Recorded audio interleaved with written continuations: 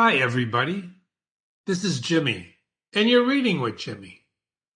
Today, we're going to read an essay by Ralph Waldo Emerson called Self-Reliance. It's an American classic. Let's begin, shall we? Self-Reliance. He quotes here, there's three quotes, ne test quitaveris extra, which means do not seek outside yourself. He has another quote here, man is his own star, and the soul that can render an honest and perfect man commands all light, all influence, all fate. Nothing to him falls early or too late. Our acts, our angels are, or good or ill, our fatal shadows that walk by us still. End quote. This is an epilogue to Beaumont and Fletcher's Honest Man's Fortune, which was written in 1613. As we'll see in the analysis of this essay, this is quite a bit later than 1613. Casting, and there's the third quote, casting the bantling on the rocks, suckle him with the she-wolf's teat, wintered with the hawk and fox, power and speed be hands and feet. And he doesn't say where that came from, okay? So, as I always indicate in our analysis, it's important to follow the narrator. This is an essay. This is first-person narration, and it is, in fact, Ralph Waldo Emerson writing this. Ready? I read the other day some verses written by an eminent painter which were original and not conventional. The soul always hears an admonition in such lines, let the subject be what they may. The sentiment that they instill is of more value than any thought that they may contain. To believe your own thought, to believe that what is true for you in your private heart is true for all men, that is genius.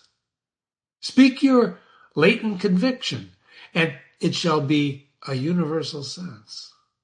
For the inmost in due time becomes the outmost, and the first thought it is rendered back to us by the trumpets of the last judgment. You see what Jimmy will put here is some notes for you to understand latent, existing but not yet developed. And there's a little question mark there. You'll see highlighted portions. You'll also see little notes that Jimmy puts on the side for you to consider when we're reading this together. Right?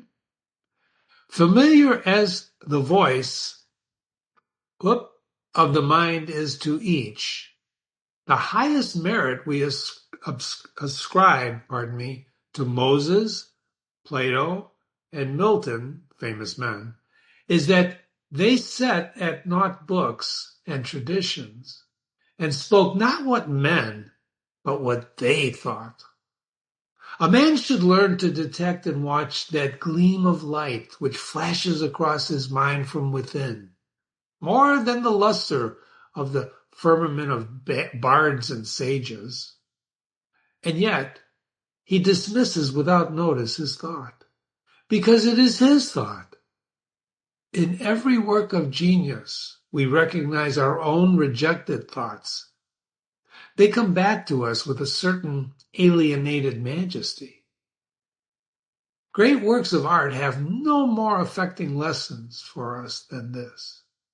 They teach us to abide by our spontaneous impression with good-humored inflexibility than most when the whole cry of voices is on the other side.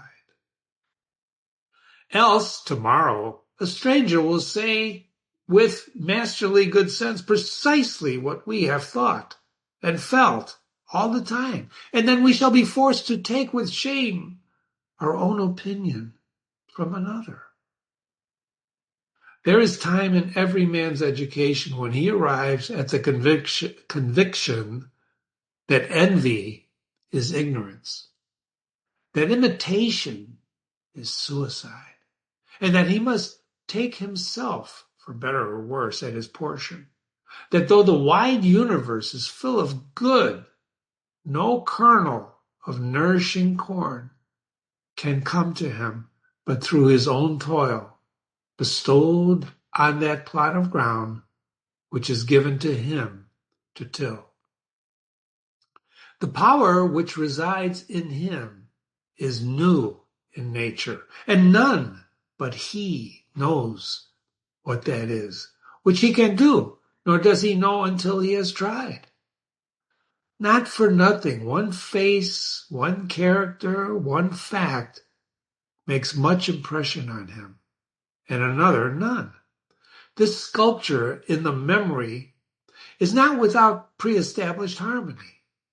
The eye was placed where one ray should fall, that it might testify of that particular ray. We but half express ourselves, and we're ashamed of that divine idea which each of us represents. It may be safely trusted as proportionate and of a good issues, so as to be fully imparted, but God will not have his work made manifest by cowards. A man is relieved and gay when he has put his heart into his work and done his best. But what he has said or done otherwise shall give him no peace. It is a deliverance which does not deliver. In the attempt his genius deserts him, and no muse befriends him, and no invention and no hope. Trust thyself. Every heart vibrates to that iron string. Accept the place that divine providence has found for you, the society of your contemporaries, the connection of events. Great men have always done so, and confided themselves childlike to the genius of their age, betraying their perception that the absolutely trustworthy was seated at their heart, working through their hands, predominating in all their being. And we are now men, and must accept in the highest sense the same transcendent destiny, and not minors or invalids in a protected corner, nor cowards fleeing before a revolution, but guides, redeemers, benefactors, obeying the almighty effort and advancing on chaos and the dark. I'm going to pause there for a minute. This is difficult reading, I understand, but you must get through it with Jimmy. That's why I'm reading it. There's a reason, so stay with me. What pretty oracles nature yields us on this text in the face and behavior of children, babes, even brutes. That divided and rebel mind, that distrust of a sentiment because our arithmetic has computed the strength and means opposed to our purpose, these have not. Their mind, being whole, their eye is as yet unconquered, and when we look in their faces, babies, brutes, etc., we are disconcerted. Infancy conforms to nobody.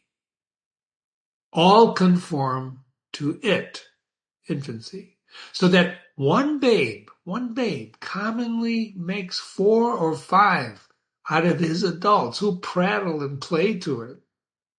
So God has armed youth and puberty and manhood no less with its own piquancy, which is a pleasantly sharp, appetizing flavor, and charm, and made it enviable and gracious, and its claims not to be put by, if it will stand by itself. Do not think the youth has no force, because he cannot speak to you, me.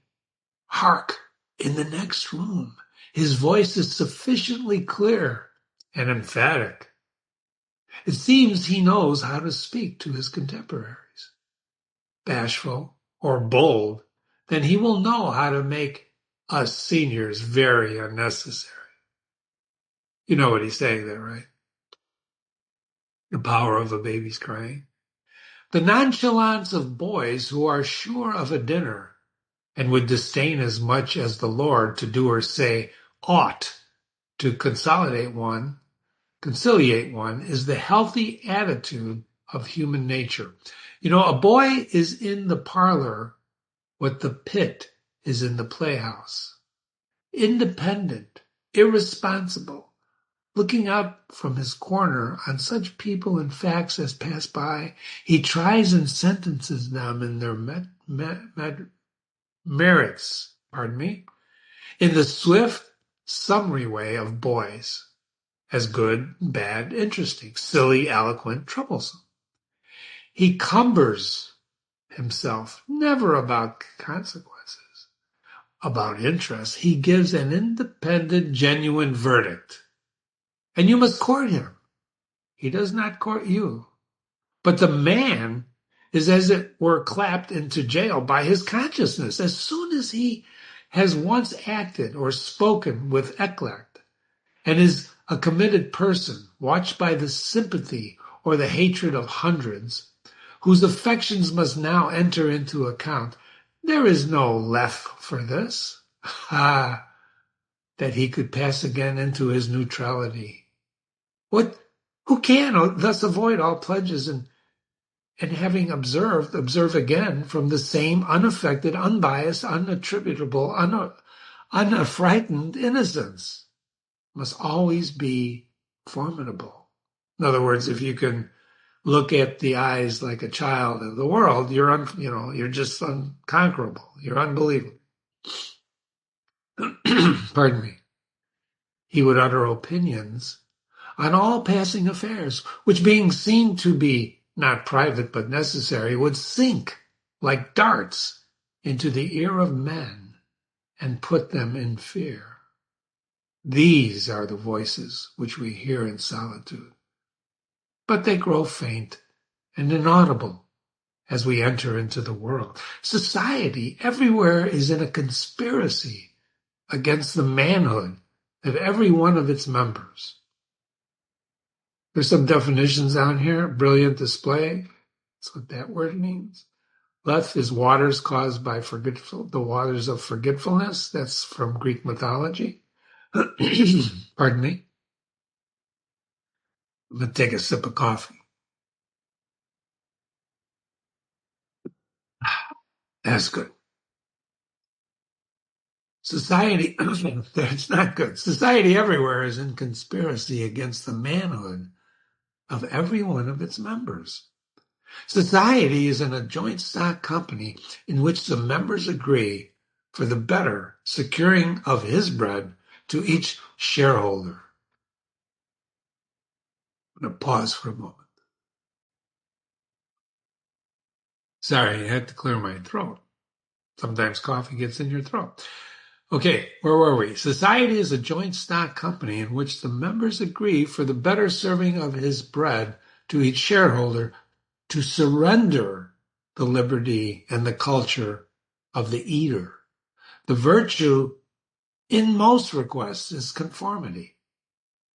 Self-reliance is its aversion. Don't forget the title of this essay. It loves not realities and creators, but names and customs. He's talking about conformity. Whoso would be a man, and I know it's talking about men, but it's women, but this is a different age, so just bear with them. And remember, we want to erase our own prejudices and bias. Whoso would be a man must be a nonconformist. He who would gather immortal palms must not be hindered by the name of goodness, but must explore if it be goodness. Nothing is at last sacred but the integrity of your own mind. Absolve you to yourself, and you shall have the suffrage of the world. I remember an answer which, when quite young, I was prompted to make to a valued advisor who was wont to impromptu me with the dear old doctrines of the church. On my saying, quote, "What have I to do with the sacredness of traditions if I live wholly from within?" My friend suggested, quote, but these impulses may be from below, not from above." I replied, quote, "They do not seem to me to be such, but if I am the devil's child, I will live them from the devil." End quote. No law can be sacred to me but that of my nature. Good and bad are but names very readily transferable to that or to this, and the only right is what is after my constitution. The only wrong is what is against it. A man is to carry himself in the presence of all opposition as if everything were titular and ephemeral, but he. Ephemeral is temporary. So this is a very important statement. Notice the red, right, arrow. I am ashamed to think how easily we capitulate to badges and names, to larger societies and dead institutions. Every decent and well-spoken individual affects and sways me more than is right. I ought to go upright and vital and speak the rude truth in all ways. And if malice or vanity wear the coat of philanthropy, well, shall that pass?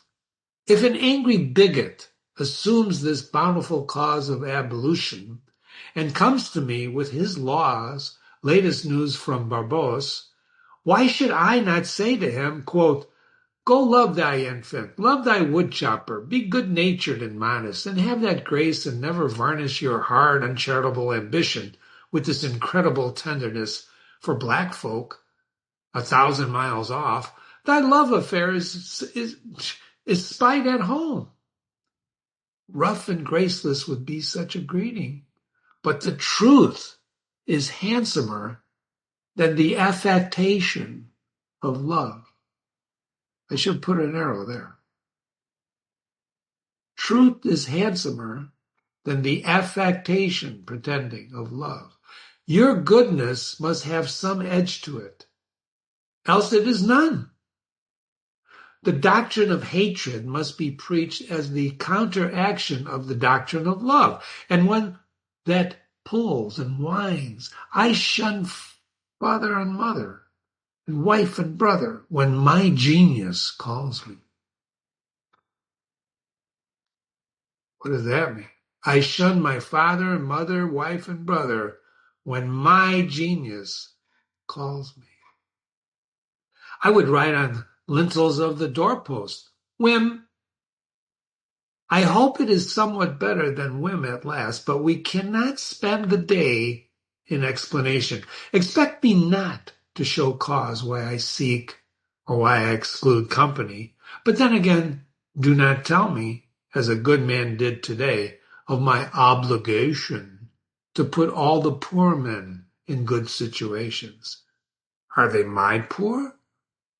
I tell thee, thou full philanthropist, that I grudge the dollar, the dime, the cent that I give to such men do not belong to me, or to whom I do not belong. There is a class of persons to whom by all spiritual affinity I am bought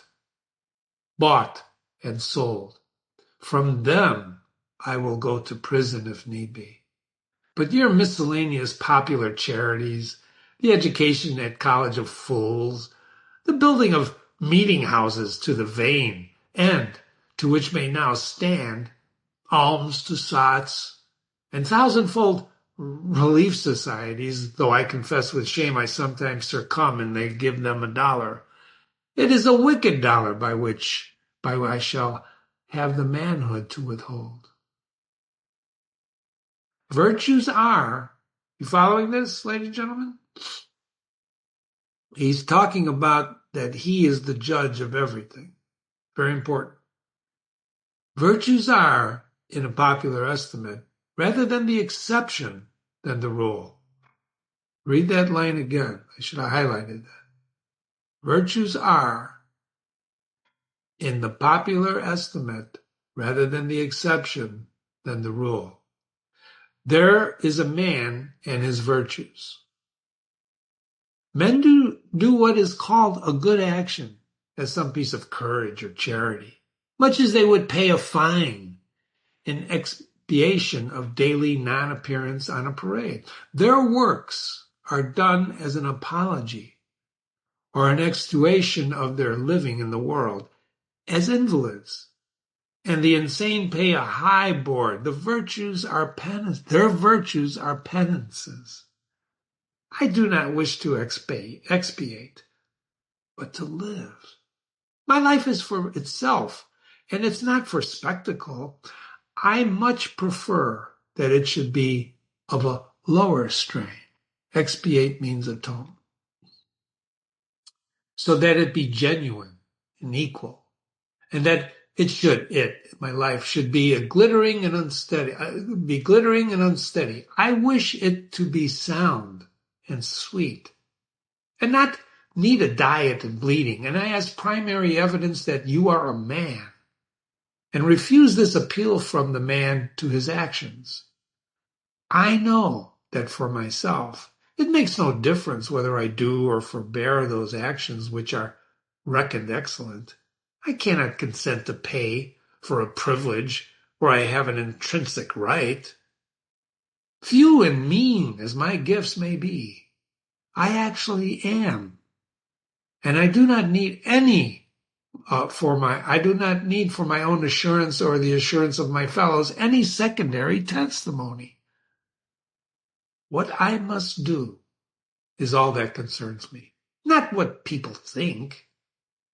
This rule, equally arduous in actual and in intellectual life, may serve for the whole distinction between greatness and meanness. It is the harder because you will always find that those who think that they know what is your duty better than you know it. And it's easy in the world to live after the world's opinion, and it's easy in solitude to live after our own. But the great man is he who in the midst of the crowd keeps with perfect sweetness the independence of solitude. The objection to conforming to usages that have become dead to you is that it scatters your force, it loses your time, and it blurs the impression of your character. If you maintain a dead church, contribute to a dead Bible society, vote with a great party either for the government or against it, and spread your table like the base housekeepers, under those screens, I have difficulty to detect the precise man you are. And of course, so much force is withdrawn from your proper life. But do your work, and I shall know you. Do your work, and you shall reinforce yourself. A man must consider what a blind man's bluff is this game of conformity. If I know your sect, I anticipate your argument. I hear a preacher announce for his next topic the expediency of one of the institutions of his church. Do I not know beforehand that not possibly can he say a new and spontaneous word? Do I not know that all this ostentation of examining the grounds of the institution, that he will do no such thing? Do I not know that he is pledged to himself not to look but at one side, the permitted side, and not as a man, but as a parish minister? He is a retained attorney. And these errors at the bench are the emptiest affectation. Well, most men have bound their eyes with one and another handkerchief and attached themselves to some of these communities of opinion. This conformity makes them not false in a few particulars, authors of a few lies, but false in all particulars. Their every truth is not quite true. Their two is not the real two. Their four, not the real four. And that every word that they say chagrins us, and we know not where to begin to set them right. Meantime, nature is not slow to equip us in the prison uniform of the party to which we adhere. We come to wear one cut of fact and figure, and we acquire by degrees the gentle, asinine expression. There is a mortifying experience in particular which does not fail to wreak itself in the general history. I mean, quote, the foolish face of praise, the forced smile, that which is put in company where we do not feel at ease in answer to conversation which does not interest us. That's interesting, isn't it? You just smile when you don't understand something. The muscles not spontaneously move, but moved by a low, uprising willfulness, grow tight about the outline of the face, with the most disagreeable sensation. For nonconformity, the world whips you its displeasure, and therefore a man must know how to estimate a sour face. The bystanders look askance on him in the public street or in a friend's parlor. If this aversion had its origin in contempt and resistance like his own, he might well go home with a sad countenance. But the sour faces of the multitude, like their sweet faces, they have no deep cause, but they're put on and off as the wind blows and as a newspaper directs. You understand what he's saying? This is pretty interesting. Yet it is the discontent of the multitude more formidable than that of the Senate and the college. It is easy enough for a firm man who knows the world to brook the rage of the cultivated classes. Their rage is decorous and prudent, for they are timid, as being very vulnerable themselves. But when, to their feminine rage, the indignation of the people is added, when the ignorant and the poor are aroused, when the unintelligent, brute force that lies at the bottom of society is made to growl and mow, it needs the habit of magnanimity and religion to treat it godlike as a trifle of no concernment. You're going to have to go back and read that long sentence again. Isn't he a beautiful writer, actually? The cadence. The other terror that scares us from self-trust is our consistency. Now remember, the title of the essay is Self-Reliance, and all he's talking about is how you should rely on yourself. And he's using a lot of words to do that. The other terror that scares us from self-trust is our consistency, a reverence for our past act or word, because the eyes of others have no other data for computing our orbit than our past acts, and we loathe to disappoint them. And you thought data was a new word, didn't you? We'll talk about it in the analysis when this was written. But why should you keep your head over your shoulder? Why drag about this corpse of your memory? Least you contradict somewhat that you have stated in this or that public place. Suppose that you should contradict yourself. Well, what then? Well, it seems to be a rule of wisdom never to rely on your memory alone, scarcely even the acts of pure memory, but to bring the past for judgment into the thousand-eyed present, and live ever in a new day. In your metaphysics, you have denied personality, the deity. And yet when the devout motions of the soul come, you yield to them heart and life, though they should clothe God with shape and color. Leave your theory, as Joseph his coat in the hand of the harlot, and flee.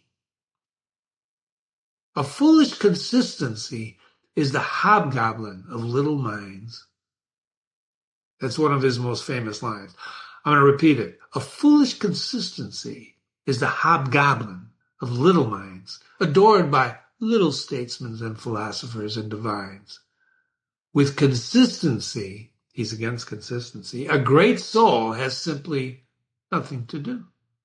He may as well concern himself with his shadow on the wall. Speak what you think now in hard words, and tomorrow speak what tomorrow thinks in hard words again, though it contradict everything that you said today. Quote, so you shall be sure to be misunderstood, end quote. Is it so bad to be misunderstood? Pythagoras was misunderstood. Socrates, Jesus, Luther, Copernicus, Galileo, Newton, and every pure and wise spirit that ever took flesh. To be great is to be misunderstood. I suppose no man can violate his nature. All the sallies of his will are rounded in by the law of his being, as the inequalities of Andes and Himmel are significant in the curve of the spear. Nor does it matter how you gauge and try him. A character is like an acrostic and Alexandrian stanza. Read it, the character, forward, backward, across, it still spells the same thing. In this pleasing, contrite wood life, which God allows me, let me record day by day my honest thought, without prospect or retrospect, and I cannot doubt that it will be found symmetrical, though I mean it not, and I see it not. My book shall smell of pines and resound with the hum of insects, and the swallow over my window should interweave the thread and straw that he carries in his bill into my web also. We pass for what we are.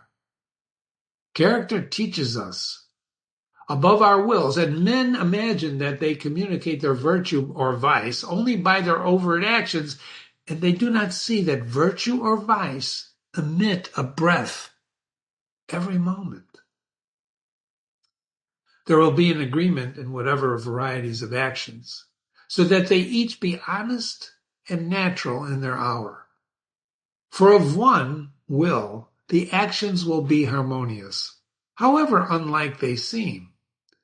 These varieties are lost sight of a little distance and a little height of thought. One tendency unites them all. The voyage of the best ship is a zigzag line of 100 tacks. See the line from a sufficient distance, and it straightens itself to average tendency. Your genuine action will explain itself and will explain your other genuine actions. Your conformity explains nothing. Act singly, and what you have already done singly will justify you now. Greatness appeals to the future. If I can be firm enough today to do the right and the scorn eyes, I must have done so much right before as to defend me now. Be it how it will. Do right now. Always scorn appearances, and you always may. The force of your character is cumulative. All the foregone days of virtue work their health into this, what makes the majesty of the heroes of the Senate of the field, which so fills the imagination, the consciousness of a train of great days and victories behind. They shed an untied light on the advancing actor. He is attended by a visible escort of angels. And that is it that throws thunder into Chatham's voice and dignity into Washington's port and America into Adam's eye. Honor is venerable to us. because it is no ephemera. It is always ancient virtue. We worship it today because it is not of today. We love it, honor, and we pay honor homage because it is not a trap of our love and homage, but it is self-dependent, self-derived, and therefore of an old immaculate pedigree, even if shown in a young person. I hope in these days that we have heard the last of conformity and consistency. Let the words be gazetted and ridiculous henceforward. Instead of going for dinner, let's hear a whistle from the Spartan fife. Let us never bow and apologize anymore. And a great man is coming to eat at my house. I do not wish to please him. I wish that he should wish to please me. I will stand here for humanity, and though I would make it kind, I would make it true. Let us affront and reprimand the smooth mediocrity of squalid contentment of the times, and hurl in the face of custom and trade and office the fact which is the upshot of all history, that there is a great responsible thinker, actor, capital actor, working wherever a man works, and that a true man belongs to no other time and place, but is the center of things. Where he is, there is nature. He measures you in all men and all events. Ordinarily, everybody in society reminds us of someone else, of some other place. Character, reality, reminds you of nothing else. It takes place of the whole of creation. The man must be so much that he must make all circumstances indifferent. Every true man is a cause, a country, and an age, requires an infinite space and numbers and time fully to accomplish his design. And posterity seem to follow his steps and train of clients. A man, Caesar, is born, and for all ages we have a Roman Empire. Christ is born, and millions of minds so grow and cleave to his genius that he is confounded with virtue and the possible of man. An institution is the lengthened shadow of one man.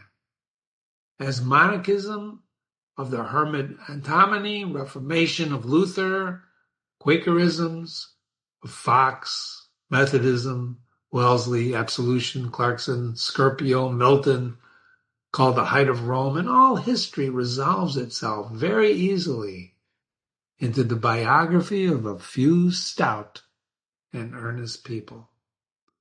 So let a man then know his worth and keep things under his feet. Let him not peep or steal or sulk up and down in the air of charity boy or bastard or an interloper in the world which exists for him, but the man in the street, finding no worth in himself which corresponds to the force which built a tower or sculpted a marble god, feels poor when he looks on these. To him, a palace, a statue, or a costly book have an alien and forbidding air, much like a gay equipage, and seem to say things like, quote, who are you, sir? End quote. And yet, all are his. All are his, suitors for his notice, petitioners to his faculties, that he will come out and take possession. The picture waits for my verdict. It is not to command me, but I am to settle its claims to praise. I decide what the picture is. That popular fable of the sot who was picked up dead drunk in the street, carried to the Duke's house, washed, dressed, and laid on the Duke's bed, and for his waking treated with all obsequiousness, right, ceremony, like the Duke, and assured that he had been insane, owes its popularity to the fact that it symbolizes so well the state of man, who is in the world a sort of a sot. But now and then he wakes up, exercises his reason, and he finds himself a true prince, obsequious, obedient and attentive to excessive servile degree. Our reading is mendicant, begging, and syphonic. In history, our imagination plays us false. Kingdom and lordship, power and estate, they're gaudier vocabulary than Private John and Edward in a small house in a common day's work. But the things of life are the same to both. The sum total of both is the same. Why all this deference to Alfred, Scattenberg, Gustavus? Suppose that they were virtuous. Did they wear out their virtue? As great a stake depends on your private act today as followed their public and renowned steps. You know what he's saying, right? You're just the same as any great guy, any great woman. When private men shall act with original views, the luster will be transferred from the actions of kings to those of gentlemen. The world has been instructed by its kings, who have so magnetized the eye of the nation. It has been taught by this colossal symbol the mutual reverence that is due from man to man, the joyful loyalty with which men have everywhere suffered the king, the noble, the great proprietor to walk among them by the law of his own make, his own scale of men, and the things revenue theirs, pay for benefits, not with money, but with honor, and represent the law in his person with the hieroglyphic by which they obscurely signified their consciousness of their own right and comeliness, the right of every man. I want to take that sentence apart one day. The magnetism with which all original action exists is explained when we inquire the reason of self-trust. Who is the trustee? What is the Aboriginal self on which universal reliance must be grounded? What is the nature and power of that science-baffling star without parallax, without calculable elements, which shoots its ray of beauty even in the trivial and impure actions, if the least mark of independence appear? The inquiry leads us to that source, at once the essence of genius, of virtue, and of life, which we call spontaneity or instinct. Those are the keys. We denote this primary wisdom as institution, while all the latter teachings are tuitions. In that deep force, the last fact behind which analysis cannot go, all things find their common origin. For the sense of being, which is calm, ours rises. We know not how in the soul is not diverse from things, but from space, from light, from time, from man, but one with them, and proceeds obviously from the same source whence their life and being also proceeded. We first share the life by which things exist, and then afterwards we see them as appearances in nature, and we forget that we have shared their cause. Here is the fountain of action and thought. Here are the lungs of that inspiration which gives man wisdom and which cannot be denied without impiety and atheism. We lie in the lap of immense intelligence, which makes us receivers of its truth and the organs of its activity. So when we discern justice, when we discern truth, we do nothing of ourselves, but we allow a passage to its beams. If we ask whence this comes, if we seek to pry into the soul that causes it, all philosophy is at fault. Its presence and its absence is all we can affirm. Every man discriminates between the voluntary acts of his mind and his involuntary perceptions. And he knows that his involuntary perceptions a perfect faith is due. He may err in the expression of them, but he knows that these things are so, like night and day, not to be disputed. My willful actions and acquisitions are but roving. The idlest reverie, the faintest native emotion command my curiosity and respect. Thoughtless people contradict as readily the statement of perceptions as of opinions, or rather, much more readily, for they do not distinguish between perception and notion.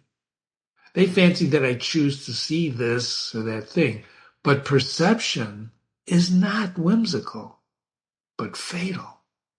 If I see a trait, my children will see it after me, and in the course of time, all mankind will see it, although it may chance that no one has seen it before me. For my perception of it as much a fact as the sun. This is the crux of Emerson's perceptions. What he sees as perception is true of everyone, he believes, eventually. The relations of the soul to the divine spirit are so pure that it is profane to seek to interpose helps. It must be that when God speaketh, he should communicate not one thing, but all things, should fill the world with his voice, should scatter forth light, nature, time, souls, from the center of the present thought, and the new date and the new create the whole. Whenever a mind is simple and receives a divine wisdom, old things pass away. Means, teachers, texts, temples fall. It lives now and absorbs past, future into the present hour. All things are made sacred by relation to it. Pronouns. One as much as another. All things are dissolved to their center by their cause. And the universal miracle, petty and particular miracles disappear. If therefore a man claims to know and speak of God and carries you backward through the phraseology of some old molded nation in another country, in another world, believe him not. Is the acorn better than the oak, which in its fullness and completion is the parent better than the child into whom he has cast his ripened being? Whence then the worship of the past? These centuries are conspirators against the sanity and authority of the soul. Time and space are but physiological colors, which the eye makes, but the soul is light. Where it is day, and where it was is night, and history is impertinence and an injury, and if anything more than a cheerful apology or parable of my being and becoming. Man is timid and apologetic. He's no longer upright. He dares not say, I think I am, but he quotes some saint or sage. He's ashamed before the blade of grass and the blowing rose. These roses under my window make no reference to former roses or to better roses. They are for what they are. They exist with God today. There is no time to them. I'll pause for a moment. Let's continue. Sorry about that. Had to take a little break. You can too. You can pause me at any time and stop. So we left off here, the roses under his window make no reference. They're simply the rose. It is perfect in every moment of its existence.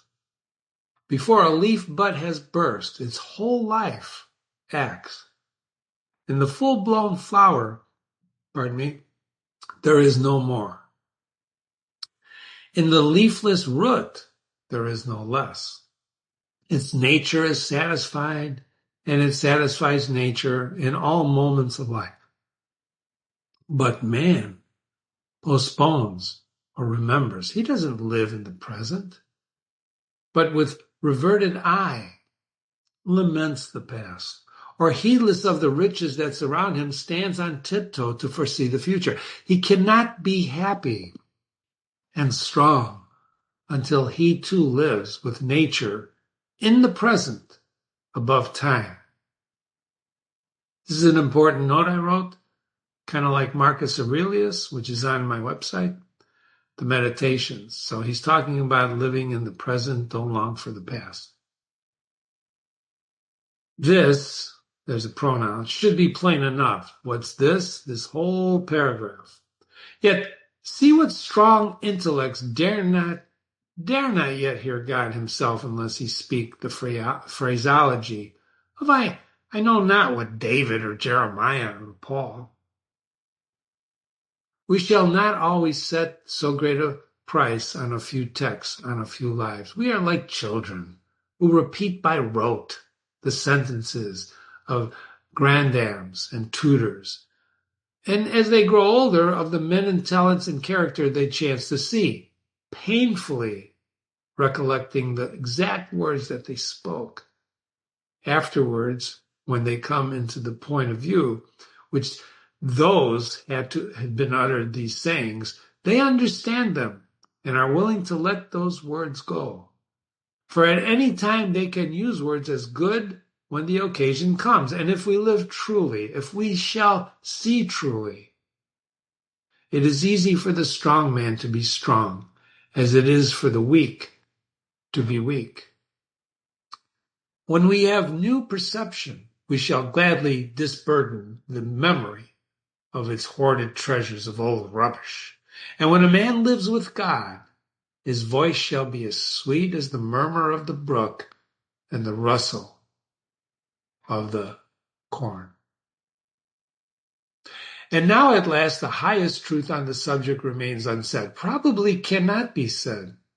For all that we say is far off remembering of the intuition, that thought by which I can now nearest approach to say it is this: when good is near you, when you have life in yourself, it is not by any known or accustomed way. You shall not discern the footprints of any other. You shall not see the face of a man. You shall not hear any name. The way, the thought, the good shall be wholly strange and new, and it shall exclude example and experience. You make the way from man, not to man. All persons that ever existed are its forgotten ministers. Fear and hope are alike beneath it. And there is somewhat low given in hope.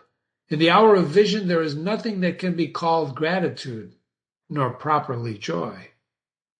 The soul, raised over passion, beholds identity and eternal causation, perceives the self-existence of truth and right. He's getting a little existential here, huh? And calms itself with knowing that things go well. Vast spaces of nature, the Atlantic Ocean, the South Sea, long intervals of time, years, century, are of no account. This, which I think and feel, underlay every former state of life and circumstance, as it does underlie my present and what is called life and what is called death. Life only avails, not the having lived. Don't live in the past. Power ceases in the instance of repose. It resides in the moment of transition from past to a new state, in the shooting of the gulf, in the darting to an aim. This one fact the world hates, that the soul becomes. For that which degrades the past turns all riches to poverty, all reputations to shame, confounds the saint and the rogue, shoves Jesus and Judas equally aside. Why then do we prate of self-reliance? Inasmuch as the soul is present and there will be power, not confident, but agent. To talk of reliance is of a poor eternal way of speaking. Speak rather of that which relies because it works and is. Who has more obedience than I masters me? Though he should not raise his finger, round him I must revolve by the gravitation of spirits. We fancy it rhetoric when we speak of eminent virtue. We do not yet see that virtue is height, and that a man or a company of men, plastic and permeable to principles, by the laws of nature must overpower and ride all cities, nations, kings, rich men, poets, who are not. This is the ultimate fact with which we so quickly reach on this. As on every topic, the resolution of all into every blessed one, capital O-N-E. Self-existence is the attribute of the supreme cause, and it constitutes the measure of good by the degree to which it enters all lower forms. All things real are so by so much virtue as they contain: commerce, husbandry, hunting, whaling, war, eloquence, personal weight. They're all somewhat, and they engage my respect as examples of its presence and impure actions. I see the same law working in nature for conservation and growth. Power is in nature, the essential measure of right that deserves an arrow. Power is in nature, the essential measure of right. Nature suffers nothing to remain in her kingdoms which cannot help itself. The genesis and maturation of a planet, its poise and orbit, the blended tree recovering itself from the strong wind, the vital resources of every animal and vegetable, there are all demonstrations of the self-sufficing and therefore self-relying soul. Thus, all concentrates. Let us not rove, let us sit at home with the cause. Let us stun and astonish the intruding rabble of men and books and institutions by a simple declaration of divine fact. Bid these invaders take the shoes from their feet, for God is here within you. Let our simplicity judge them, and our docility to our own law demonstrate the poverty of nature and fortune beside our native riches.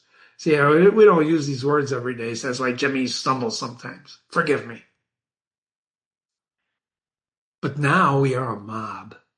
Man does not stand in awe of man, nor in his genius admonish to stay at home to put itself in communication with the internal ocean. But it goes abroad and it begs a cup of water of the urns of other men. He's pretty poetic, huh?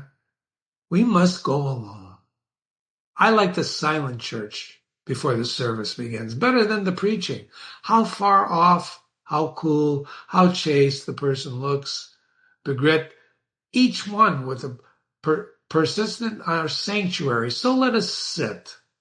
Why should we assume the faults of our friend, our wife, our father, or child, because they sit around our hearth and are said to have the same blood? All men have my blood, and I have all men's.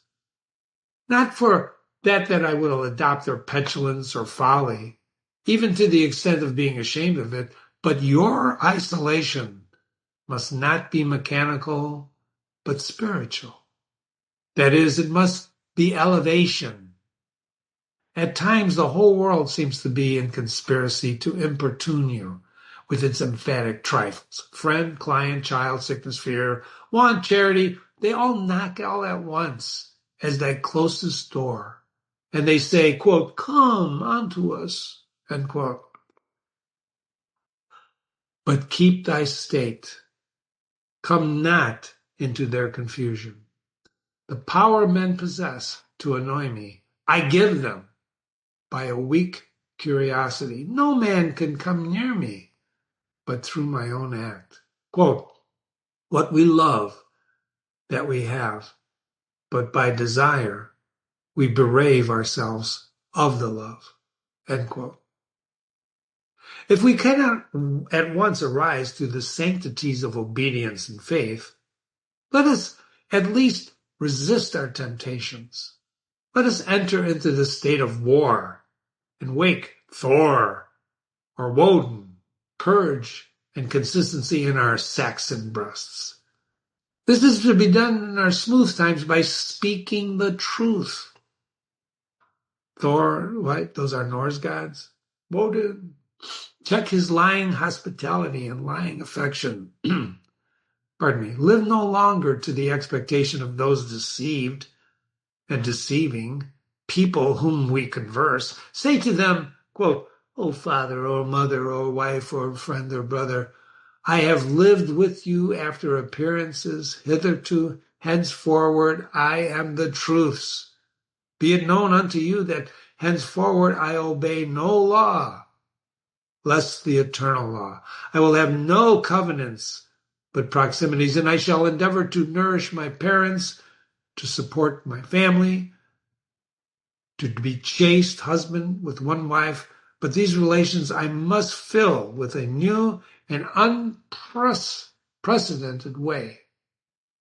I appeal from your customs. I must confess to myself, I cannot break myself any longer for you or you. If you can love me for what I am, we shall be the happier. And if you cannot, I will still seek to deserve that you should. I will not hide my tastes or aversions. I will not trust that which is deep is holy, and that I will do strongly before the sun and the moon, whatever inly rejoices me in my heart appoints. If you are noble, I will love you. And if you are not, I will not hurt you and myself by hypocritical attention. If you are true, but not in the same truth with me, cleave to your companions. I will seek my own. I do this not selfishly, but humbly and truly. It is alike your interest and mine and all of men's, however long we have dwelt in lies, to live in truth. That's what we have to do. Does this sound harsh today? Well, you will soon love what is dictated by your nature as well as mine, and if we follow the truth, it will bring us safe at last. But so may you give these friends pain. Yes, but I cannot sell my liberty and my power to save their sensibility. Besides, all persons have their moments of reason when they look out into the region of the absolute truth, and then they will justify me and do the same thing. The populists think that your rejection of popular standards is a rejection of all standard, and the mere antinomianism and the bold sensualist will use the nature of philosophy to gild his crimes. But the law of consciousness abides. There are two confessionals, in one or the other of which we must shriven. You may fulfill your round of duties by clearing yourself in the direct or the reflex way. Consider whether you have satisfied your relations to your father, your mother, your cousin, neighbor, town, cat, dog, whether any of these can be upbraid for you. But I may also neglect this reflex standard and absolve me to myself. I have my own stern claims and perfect circle. It denies the name of duty to many offices that are called duties. But if I can discharge its depths, it enables me to dispense with the popular code.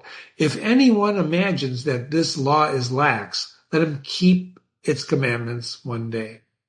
And truly, it demands something godlike in him, something godlike in him who has cast off the common motives of humanity and has ventured to trust himself for a taskmaster. Part of the problem of Emerson is the pronouns that he uses. Pronouns replace nouns, and when you use a pronoun like it and you don't know what it means, makes it very confusing, which is why you got to go back and reread this with me slowly, right? Just reread it again or read my analysis. Very important. I'm going to start again with this paragraph. And truly, it demands something godlike. What's it? Self-reliance, of course. It's all this stuff he's talking about. Who has cast off the common motives of humanity and ventured to trust himself. High be his heart, faithful his will, clear his sight, that he may be in good. See how he uses all these cadence of three things? If you go back and read with me this essay again, you'll see the cadence that he keeps. He likes to do things in three, or he strings them across, right? This is actually great writing. You may not like it, but you should master it because it is a classic.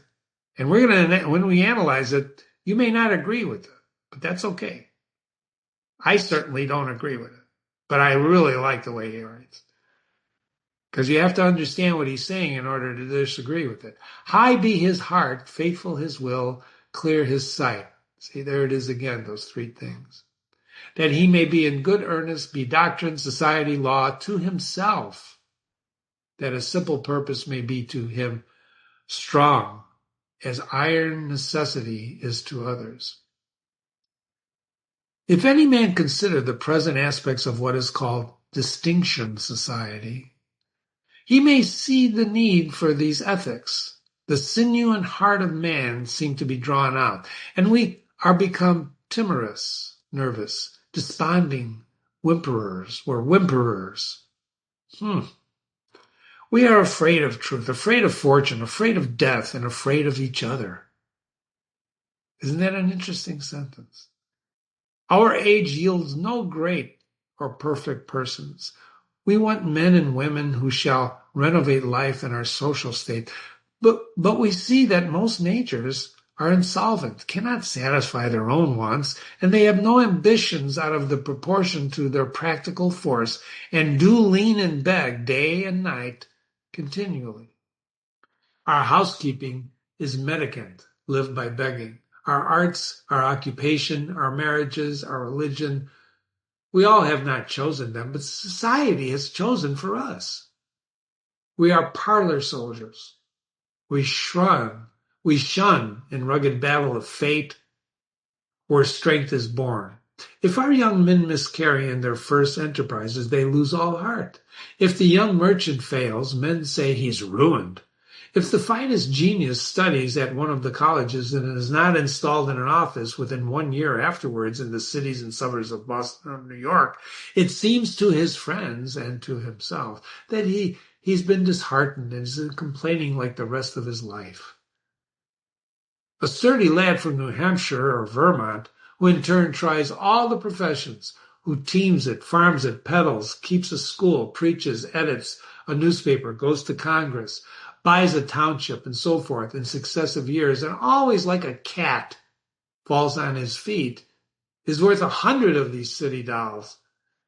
He walks abreast for his days and feels no shame in the studying a profession, for he does not postpone his life, but he lives already. He has not at one chance, but 100 chances.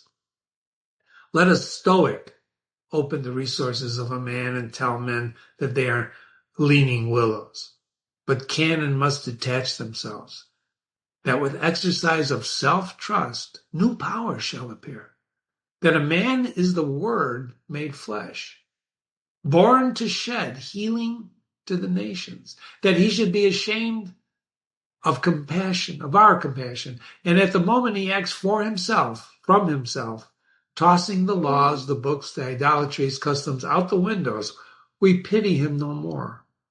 But we thank and revere him and that the teacher shall restore the life of a man to the splendor and make his name dear to all history. You know, it is easy to see that a greater self-reliance must work a revolution in all that its offices and relations of men, in their religion, in their education, in their pure pursuits, their modes of living, their associations, their property, in their speculative views. 1. In what prayers do men allow themselves? That which they call a holy office is not so much brave and manly. Prayer looks abroad and asks for some foreign addition to come through some foreign virtue and loses itself in the endless mazes of nature and the supernatural and meteoral and miraculous. Prayer craves a particular commodity. Anything less than the all good is vicious. Prayer is the contemplation of the facts of life from the highest point of view. It is the soliloquy of a beholding and jubilant soul. It is the Spirit of God pronouncing his works good. But prayer, as a means to effect a private end, is meanness and theft. It supposes dualism and not unity in nature and consciousness.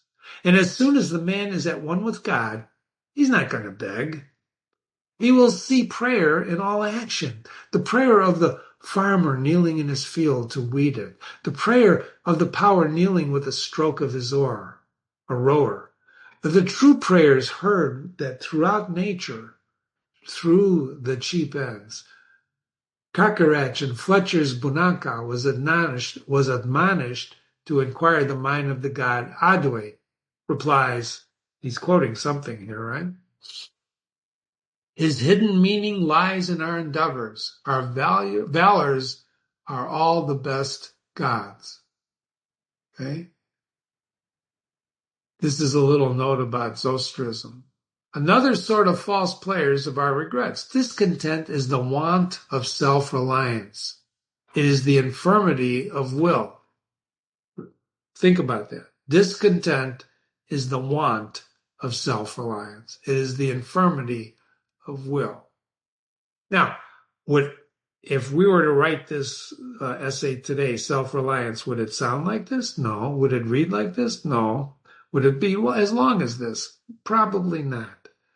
But that's not the point of reading this with me. The point of reading this with me is to discipline yourself in order to understand what this guy is saying.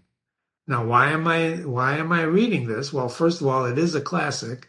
It's an American classic. But secondly, self-reliance is a very, very, very important concept. And in the analysis that we do on self-reliance, we're going to prove that to you. But I want you to keep reading this with me because we're almost done. We're almost done. But stay with it.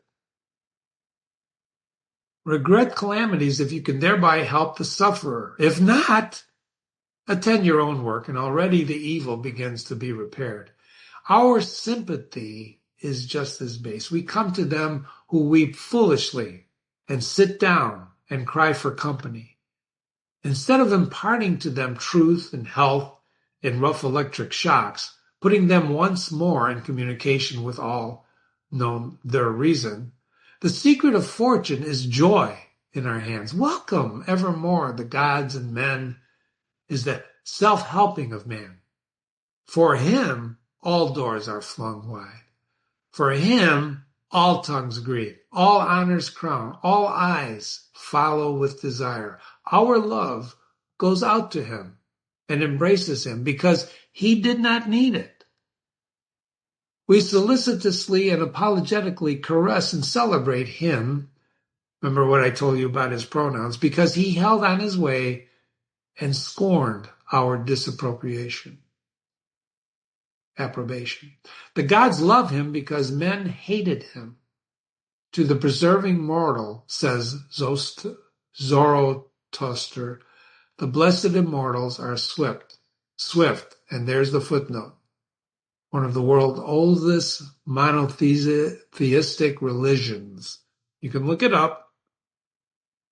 He talks about religion a lot in this essay. As men's prayers are a disease of the will, think about that. Men's prayers are a disease of the will, so are the creeds a disease of the intellect. They say that those foolish Israelites, let not God speak to us, lest we die. Speak thou, speak any man with us, and we will obey. Everywhere I'm hindered of the meaning of God in my brother, because he has shut his own temple doors and recites fables merely of his brother's or his brother's God. Every new mind is a new classification. And if it prove a mind of uncommon activity, the power of Locke, Lavoisier, Hutton, Bentham, Fourier, it imposes its classification on other men. And lo, there's a new system. In proportion to the depth of the thought, and so to the number of objects that it touches and brings within reach of the pupil, it's his complacency. But chiefly, it's this apparent in creeds and churches, which are also classifications of some powerful mind acting on the elemental thought of duty of a man's relations to the highest, such as Calvinism, Quakerism, Swedenborgism. The pupil takes the same delight in subordinating everything to some new terminology as a girl who has just learned botany and seeing new earth and new seasons thereby. It will happen for a time that the pupil will find his intellectual power has grown by his study of his master's mind, but in all unbalanced minds, the classification is idolatrized, passes for the end, and not the speedily exhaustible means to that the walls of the system blend to their eye in the remote horizon with the walls of the universe. Studying, again, becoming part of a religion or anything like that blinds you to your own self-reliance, to your own person. The luminaries of heaven seem to have hung on such an ark their master built. They cannot imagine how you aliens have any right to see. How you can see, quote, it must be somehow that you stole the light from us, end quote. They do not perceive that light, unsystematic and dominable, will break into any cabin, even into theirs. Let them chirp a while and call it their own. And if they are honest and do well, presently their new pinfold will not be too straight and low. It will crack and it will lean. It will not vanish. And the immortal light, all young and joyful, million-orbed, million-colored, will beam over the universe on the first morning. What language? Number 2, it is for want of self-culture that the superstition of traveling, whose idols are Italy, England, Egypt, retains its fascination for all educated Americans. They who made England, Italy, or Greece venerable in the imagination did so by sticking fast where they were, like an axis of the earth. And in manly hours, we feel that duty is our place. The soul is no traveler. The wise man stays at home, and when his necessities, his duties, or any occasion call him from his house or into foreign lands, he is at home still and shall make men sensible to the expression of his countenance that he goes, the missionary of wisdom and virtue, and visit cities and men like a sovereign, not like an interloper or valet. I have no churlish objection to the circumnavigation of the globe for the purposes of art study, benevolence, so that a man in his first domesticated or does not go abroad with the hope of finding somewhat greater than he knows. He who travels to be amused or to get somewhat which he does not carry travels away from himself and grows old even in youth among old things. In Thebes, Palmyra, his will and mind have become old and dilapidated as they, and he carries ruins to ruins. Traveling is a fool's paradise. Our first journeys discover us to indifferent places. At home, I dream that at Naples, at Rome, I can be intoxicated with beauty and lose my sadness, so I pack my trunk, embrace my friends, embark to the sea, and I at last wake up in Naples. And there beside me is a stern fact that sad self, unrelenting, identical, that I fled from. I seek the Vatican and the places I affect to be intoxicated with the sights and suggestions, but I'm not intoxicated. My giant goes with me wherever I go. You can't lose yourself in traveling. Number 3, but the rage of traveling is a symptom of a deeper unsoundness affecting the whole intellectual action. The intellect is a vagabond, and our system of education fosters relentlessness. Our minds travel when our bodies are forced to stay at home. We imitate, and what is imitation but the traveling of the mind? Our houses are built with foreign tastes. Our shelves are garnished with foreign ornaments or opinions. Our tastes, our faculties lean and follow the past and the distant. The soul created the arts wherever they have flourished, and it was his own mind that the artistic sought his model. It was an application of his own thought to the thing to be done and the condition to be observed. So why need we copy the Dorsey or the Gothic models? Beauty, convenience, grandeur of thought, and quaint expression are as near to us as any. And if the American artist will just study with hope and love the precise thing to which be done by him, considering the climate, the soil, the length of day, the wants of the people, the habit and form of government, he will create a house in which all of these will find themselves fitted, and taste and sentiment will be satisfied. So insist on yourself and never imitate. Your own gift can give you present every moment with the cumulative force of a whole life's cultivation. But of the adopted talent of another that you have only extemporaneously half possession, that which each of us can do best, none but his maker can teach him. No man yet knows what it is, nor can till the person has exhibited it. Where is the master who could have taught Shakespeare? Where's the master that could have instructed Franklin or Washington or Bacon or Newton? Every great man is unique. The Scipiocism of Scipio is precisely what part that he could not borrow. Shakespeare will never be made by the study of Shakespeare. And do not do that which is assigned to you, and you cannot hope too much or dare too much. There is at this moment for you an utterance brave and grand, right? Of that of the colossal chisel of Phidias, the trowel of the Egyptians, or the pen of Moses and Dante, but different from all of these. It's not possible with the soul, all rich, all eloquent, with thousand cloven tongue, designed to repeat itself. But if you can hear what these patriarchs say, surely you can reply to them in the same pitch of voice. For the ear and the tongue are two organs of one nature. Abide in the simple and noble regions of thy life. Obey thy heart, and thou shalt reproduce the foreworld again. Number 4, as our religion, our education, and art look abroad, so does our spirit of society. All men plume themselves on the improvement of society, and no man improves.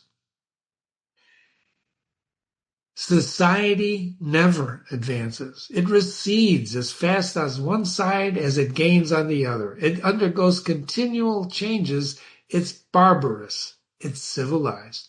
It is Christianized. It is rich. It is scientific. But this change is not amelioration, making it better. For everything that is given, something is taken. Society acquires new arts, but it loses all old instincts. What a contrast between the well-clad, treading, writing, thinking American with a watch, a pencil, a bill of exchange in his pocket, and the naked New Zealander, whose property is a club, a spear, a mat, an undivided 20th of shed to sleep under. But compare the health of these two men, and you're going to see that the white man has lost his aboriginal strength.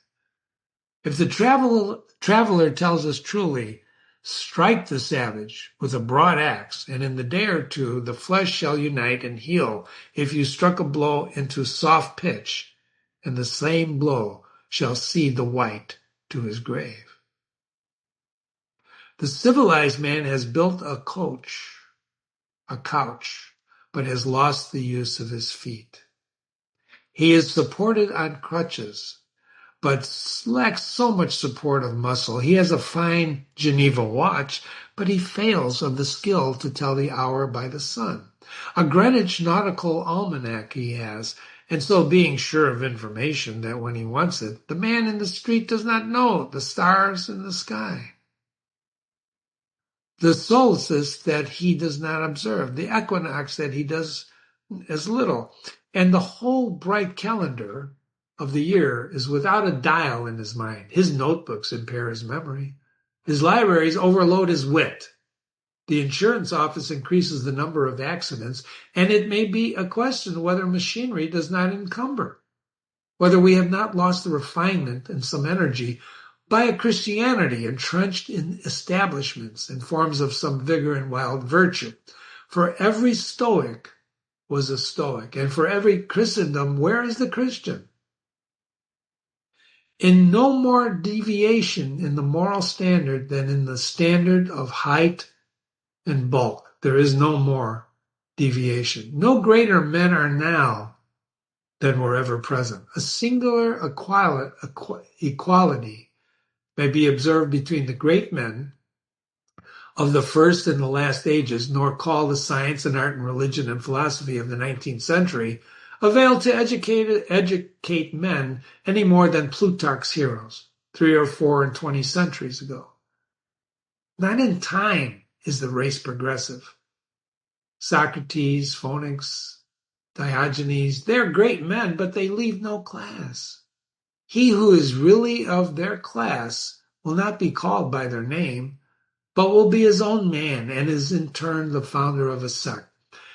The arts and inventions of each period are only its costume, and they don't invigorate men. The harm of the imposed machinery may compensate its good. Hudson and Bering accomplished so much in their fishing boats as to astonish Perry and Franklin, whose equipment exhausted the resources of science and art. Galileo, with an open glass, discovered a more splendid series of celestial phenomena than anyone since, and Columbus found the New World in an undecked boat.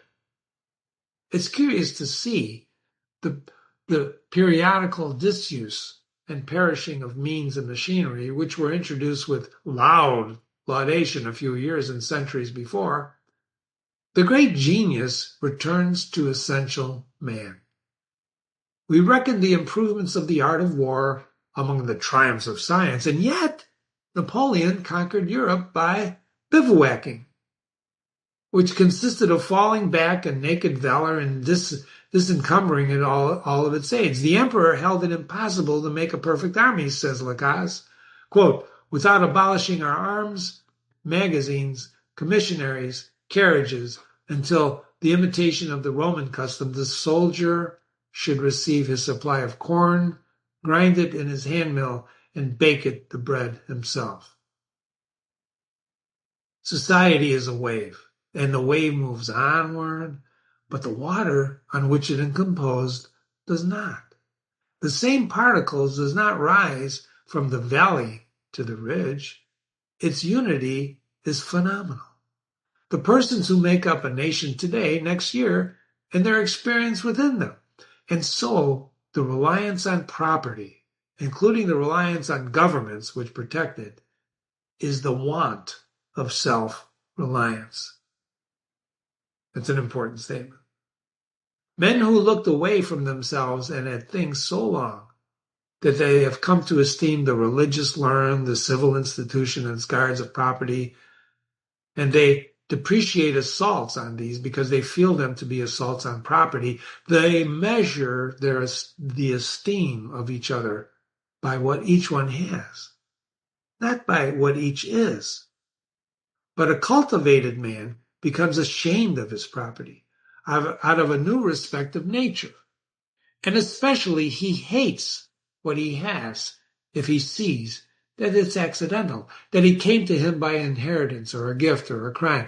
And then he feels that it is not having, it does not belong to him, it has no root in him. It merely lies there because no revolution, no robber takes it away. But that which a man is does always by necessity acquire. And what the man acquires is living property, which doesn't wait for the beck of rulers or mobs or revolutions or fire or storms or bankruptcies, but that perpetually renews itself whenever the man breathes. Thy lot, or proportion of life, says Caliph Ali, is seeking after thee. Therefore, be at rest from seeking after it. End quote. Our dependence on these foreign goods leads us to our slavish respect for numbers. The political parties meet in numerous conventions. The greater the concourse with each uproar of announcement, the delegations from Essex, the Democrats from New Hampshire, the Whigs of Maine, the young patriot feels himself stronger than ever by new thousand eyes and arms, and in a like manner the reformers summon conventions and vote and resolve in multitude. Not so, O friends. Will the God deign to enter and inhabit you, but by the method precisely the reverse. It is only as a man puts off all foreign support and stands alone that I see him to be strong and prevail. He is weaker by every recruit of his banner. Is not a man better than a town? Ask nothing of men, and in the endless mutation thou only firm column must presently appear, the upholder of all that surrounds thee.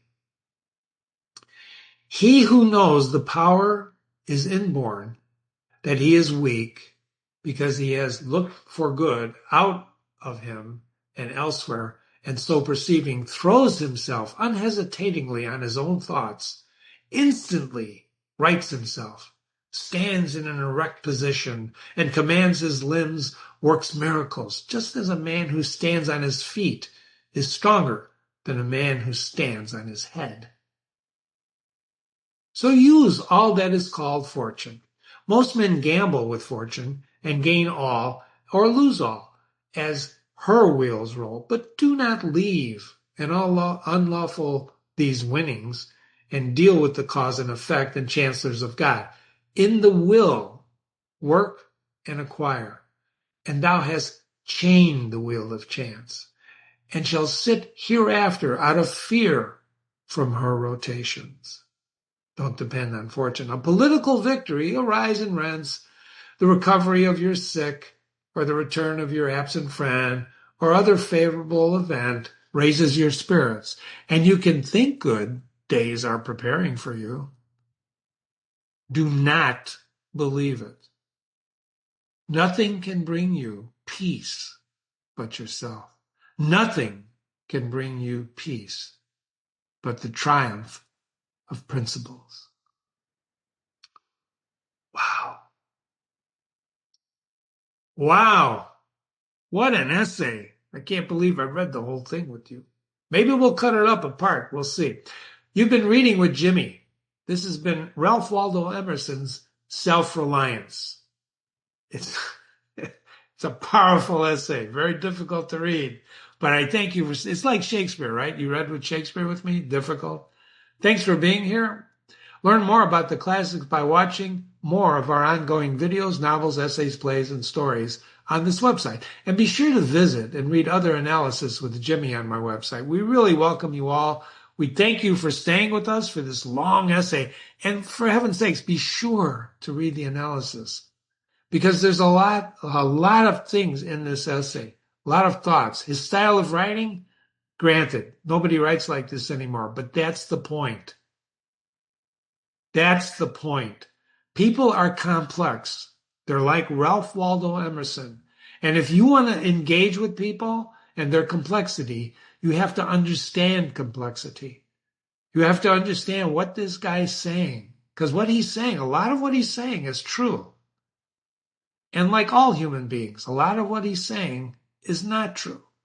And it's up to you to discern the truth from the untruth, which is why I analyze it for you. And you don't have to believe Jimmy. That's why I'm Jimmy at readingwithjimmy.com, Jimmy at readingwithjimmy.com, send me an email. But in any case, there's a lot to be said about relying on yourself. Isn't there? Think about that. Self-reliance. What a great title. Have a great day.